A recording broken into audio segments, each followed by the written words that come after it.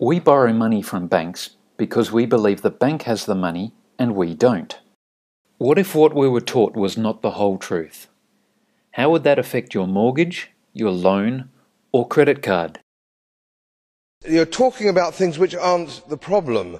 The problem that we have is a flawed banking system, a fractional reserve banking system, where bankers can lend money that they don't have. And if you go back in time to the United States in the 1850s, that was a capital offence. You could hang for that. Hang on a minute. Banks lending money they don't even have? How does that work? In an International Monetary Fund working paper, we find the following. Under the present system, banks do not have to wait for depositors to appear and make funds available before they can on-lend. This fact can be verified in the description of the money creation system in many central bank statements. Federal Reserve Bank of Chicago states, what they do when they make loans is to accept promissory notes in exchange for credits to the borrower's transaction accounts. The Bank of England's quarterly bulletin of 2008 states, banks extend credit by creating money.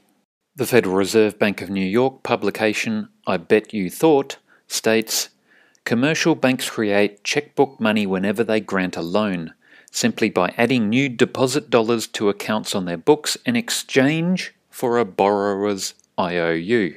The Federal Reserve Bank of Dallas's publication, Money and Banking, states, banks actually create money when they lend it.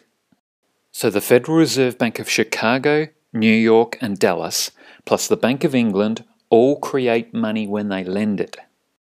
Former attorney of the Federal Reserve Bank of Cleveland states, banks deposit promissory notes with the intent of treating them like deposits of cash. If banks deposit your promissory note as cash, for the ledger to balance, the same value must be paid out. If the sum paid out is the loan drawdown, the ledger is balanced. So who owned the money that funded the loan drawdown? The Federal Reserve Bank of New York, the IMF and at least 4 others state your promissory note was the source. If your bank does this, why are you forced to repay them, month after month, year after year? If your bank is not doing what those major banks do, your bank should be able to produce documentation of prior title, ownership, and rights to the money they purportedly loaned you. And remember, the IMF working paper states, it is obvious to anybody who has ever lent money and created the resulting book entries. So, Commissioner, you talk about banks' ability to withstand shocks. Well, by this definition, by your definition, a shock is people turning up wanting their money back. So the question is, did you borrow money that was earned over the course of years and years of hard work? Or did you borrow your own promise deposited as cash that was created in milliseconds? Put another way, did they loan money they had in the bank before you walked in the door? Or did they loan money they created after you walked in the door? What we've actually had here is criminal activity by bankers, and not a single banker has been sent to prison.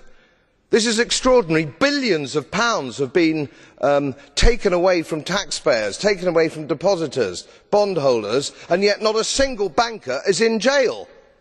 This is a disgrace. This is a disgrace. We really have to use the law of the land, not so much regulation, and printing money. And central banks are equally culpable, make no mistake. I'd like to see some central bankers in prison. And I call quantitative easing counterfeiting. Printing money is counterfeit. It's illegal. If a private citizen did it, they would go to jail. So let's look into our own hearts. The very unpleasant arrangements that politicians, bureaucrats and central bankers have between themselves at the expense of the taxpayer. Let's end it, and let's end it now.